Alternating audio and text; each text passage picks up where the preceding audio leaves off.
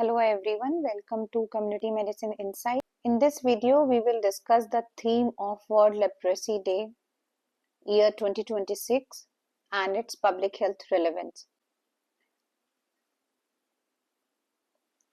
World Leprosy Day is observed on the last Sunday of January each year, and the purpose is to raise the awareness about leprosy, which is one of the oldest known infectious disease.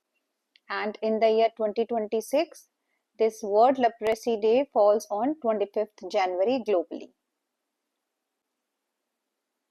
In India, this day is officially observed on 30th January every year, which marks the death anniversary of Mahatma Gandhi. Mahatma Gandhi worked closely with the people affected by leprosy and strongly opposed the stigma and discrimination faced by them. Leprosy is caused by the bacteria Mycobacterium leprae, which primarily affects the skin and the peripheral nerves. It is treated with the free multi-drug therapy, which is highly effective. Early diagnosis is important to reduce the transmission and prevention of permanent disabilities. The various signs and symptoms of leprosy includes light or reddish skin patches with loss of sensation. There may be numbness or tingling in hands or feet, weakness of fingers or toes, and thickened or painful peripheral nerves.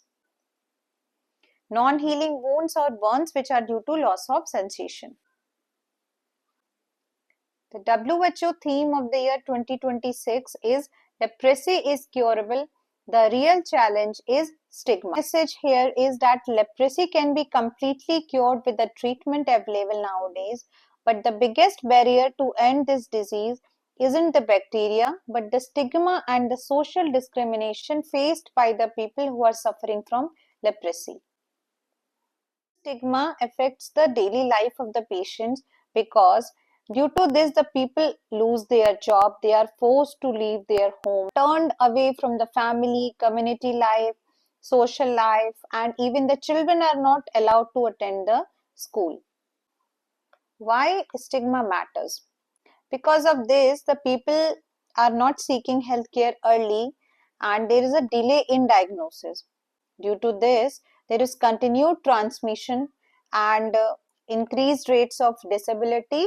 As a consequence of this, the people are having more suffering from the disease both physically and mentally. And it has been seen that even after cure, the patient face social exclusion, loss of opportunity, and the discrimination in education, work, and marriages. Thus, this theme is very pertinent that highlights that curing physical disease is not enough. We must cure the social attitude around the disease. What can be done to reduce the stigma? We have to correct the myth and the various misconceptions regarding this disease. Still, people think that this disease is highly contagious and it is not curable and it is because of some sins. So we have to correct these sort of myths and it should be replaced with the correct knowledge. Is promotion of early diagnosis and treatment. Why this is important? Because early care can prevent disability and discrimination. So for this, we have to encourage early reporting of skin patches or any other symptoms of leprosy. As we have discussed earlier, we have to train frontline health worker for early diagnosis and ensure easy access of multi-drug therapy at the PSC level. We have to use schools, community meeting, various media platforms to raise the awareness about leprosy and involvement of various grassroots workers like ASHA, Anganwadi workers. They can share the success story of cured patient that will help in reducing the stigma and will also help in addressing the fear around the disease. Other things which can be done to reduce the stigma is to provide legal support, promote social acceptance at family and workplace. To reduce the stigma, we can highlight the stories of cured people who have completed their treatment and they are leading a normal life. So positive storytelling can change the attitude more than the numbers. Coming to the current status of leprosy in India, has achieved elimination of leprosy as a public health problem in the year 2005. The elimination of leprosy is defined as prevalence less than 1 case per 10,000 population. Still bears a significant burden of global cases, accounting for more than 50%. This data shows the national prevalence of leprosy is 0.57 per 10,000, though endemic pocket still remains in India. The goal of India is to eliminate the transmission of leprosy by 2027, 3 years ahead of Sustainable Development Goal target. And India has updated its treatment protocol in line with the WHO recommendation to improve the outcome.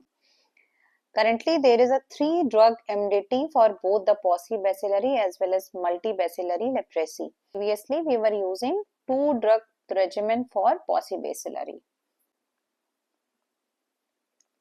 So now for both paucibacillary and multibacillary, we are using 3 drugs, that is rifampicin, dapsone and clofazimine. Revised treatment regimen simplifies the treatment, reduces any sort of confusion and strengthens the effort to stop transmission by the year 2027. This slide shows the revised classification of leprosy.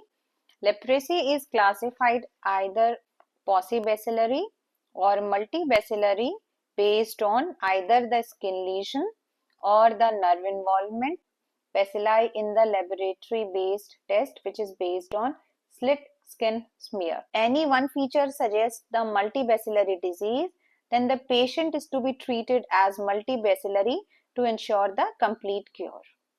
So you can see here the doses are same both for the pauci and multibacillary. In paucibacillary, we are giving treatment for 6 months and for multibacillary, we are giving treatment for 12 months. In both the cases, we are using dapsone 100 mg and clofazimine 300 mg once a month and 50 mg daily and rifampicin 600 mg once a month.